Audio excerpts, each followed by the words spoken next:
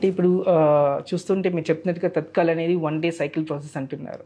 But ప్రాక్టికాలిటీలోకి వచ్చేసరికి మనకి తత్కాల్స్ అనేది మధ్యలో ఉన్న మిడ్ మ్యాన్ ఏజెన్సీస్ అనేది బ్లాక్ చేయటము. సో ఒక లేని డిమాండ్ని క్రియేట్ చేసి ఎక్కువ రోజులుగా అయ్యేదని జరుగుతూ ఉంది. సో అటువంటి వాటిని నివారించడానికి ఎటువంటి చర్యలు తీసుకుంటూ ఉన్నారు? I'll just clarify here అండి. ఇప్పుడు నార్మల్ పాస్పోర్ట్ అంటే it takes about 7 to 10 working days excluding police verification time. So normal passport మీరు అప్లై చేసేటప్పుడు ఫస్ట్ మళ్ళీ అదే మీరు అపాయింట్మెంట్ బుక్ చేసుకోవాలి. అపాయింట్మెంట్ బుక్ చేసుకున్నాక మీరు సెంటర్కి వస్తారు, అదే మన పిఎస్కేకి వస్తారు. అది ప్రాసెసింగ్ అయ్యాక then it goes for police verification. మనకి తెలంగాణలో కూడా police verification almost 2 to 3 days maximum టైంలో అయిపోతుంది. మాకు ఆ రిపోర్ట్ రాగానే పాస్పోర్ట్ ప్రింట్ చేసి పంపిస్తాం. ఇప్పుడు విత్ ఇన్ హైదరాబాద్ రీజన్ అంటే మన పోస్టల్ సిస్టమ్ కూడా ఎంత ఇంప్రూవ్ అయిందంటే విత్ ఇన్ హైదరాబాద్ రీజన్ అయితే నెక్స్ట్ డేనే పాస్పోర్ట్ వెళ్ళిపోతుంది.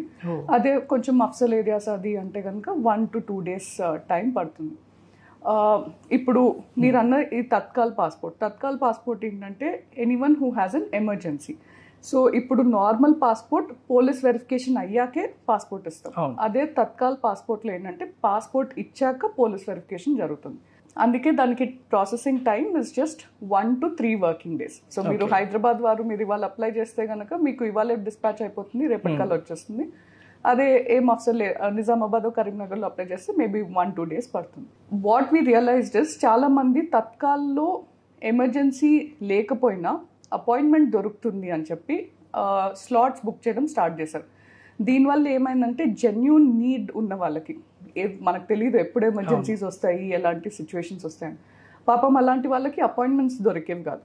సో మేమేం చేసామంటే ఇప్పుడు తత్కాల్ ఎలిజిబుల్ కేటగిరీ ఉంటేనే మీకు తత్కాల్లో ప్రాసెసింగ్ అవుతుంది. అంటే ఎలిజిబిలిటీ క్రైటీరియా ఏముంటుంది? ఎలిజిబిలిటీ క్రైటీరియా అంటే the thing is eligibility criteria కంటే those who are not eligible for Tatkal category ఉన్నాయి.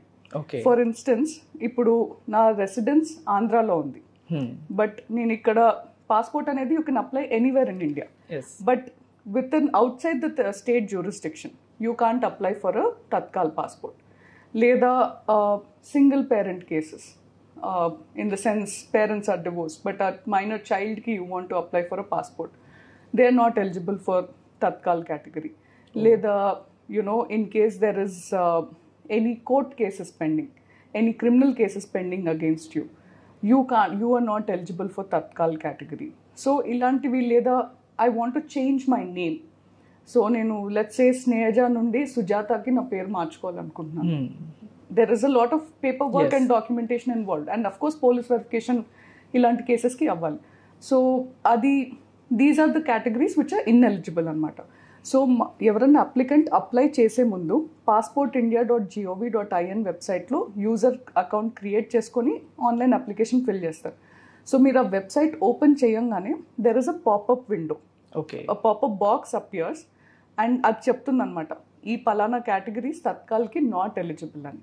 సో అది చూసుకొని they should decide whether they are eligible or not eligible.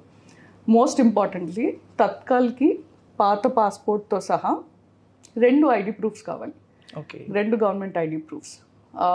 ఆ 2 ఐడి ప్రూఫ్స్లో చాలా మందికి డిఫరెన్సెస్ ఉంటాయి. ఫర్ ఎగ్జాంపుల్ నా పాన్ కార్డ్లో జే స్నేహజ అని ఉండొచ్చు, ఇంకో ఐడి కార్డ్లో నా జే అనేది ఎక్స్పాండెడ్ అయి ఉండొచ్చు. So if I don't have uniformity in these 2 ID cards it's very difficult for the person ఎవరైతే వెరిఫికేషన్ గ్రాంటింగ్ చేస్తున్నారో to know the genuineness or the guarantee of that thing. లేదా డేట్ ఆఫ్ బర్త్ డిఫరెంట్ ఉండొచ్చు, PAN కార్డ్లో ఒక date of birth ఉండొచ్చు, driving లైసెన్స్లో ఇంకో date of birth ఉండొచ్చు. సో ఆ 2 ఐడి ప్రూఫ్స్ కూడా లేకపోయినా కానీ they are not eligible for Tatkal category. So అందుకని మేము ఏం చేస్తున్నామంటే ఎవరన్నా who is ineligible, Tatkal ineligibility ఉండి కూడా వాళ్ళు తత్కాల్లో బుక్ చేసుకొని వస్తే అక్కడ సెంటర్లో వీఆర్ టెలింగ్ దెమ్ దట్ మీరు తత్కాల్కి ఎలిజిబుల్ కాదు, మీకు ఎడిట్ ఆప్షన్ ఇస్తున్నాం. ఎడిట్ ఆప్షన్ ఇస్తే ఏంటి అంటే అది నార్మల్లోకి కన్వర్ట్ చేసుకోవచ్చు. కన్వర్ట్ చేసుకొని వాళ్ళు మళ్ళీ నెక్స్ట్ అవైలబుల్ అపాయింట్మెంట్ ఎప్పుడు ఉంటే అప్పుడు బుక్ చేసుకోవచ్చు అనమాట. సో మేము ఎడిట్ ఆప్షన్ ఎందుకు ఇస్తున్నామంటే మళ్ళీ వాళ్ళు ఫీ ఒకసారి కట్టేశాక అది పోకూడదు, కూడా వాళ్ళకి అంత నష్టం జరగకూడదు. సో మేము అది చేంజ్ చేస్తున్నాం. ఎలా అయితే తత్కాల్ది నార్మల్కి ఎడిట్ ఆప్షన్ ఇస్తున్నామో జెన్యూన్గా నార్మల్ అప్లికేషన్స్ వచ్చినా కానీ వాళ్ళకి ఎమర్జెన్సీ ఉంది, లేదా నేను అర్జెంటుగా వెళ్ళాలి, లేకపోతే నా వీసా డేట్ ఉంది అని వాళ్ళు చెప్పి వాళ్ళు రిక్వైర్డ్ డాక్యుమెంట్స్ ఇస్తే అక్కడికక్కడే మేము తత్కాల్లో అది కన్వర్ట్ చేసి ఆ అడిషనల్ ఫీ ఏదైతే ఉందో తీసుకొని we are processing the application in Tatkal category అనమాట.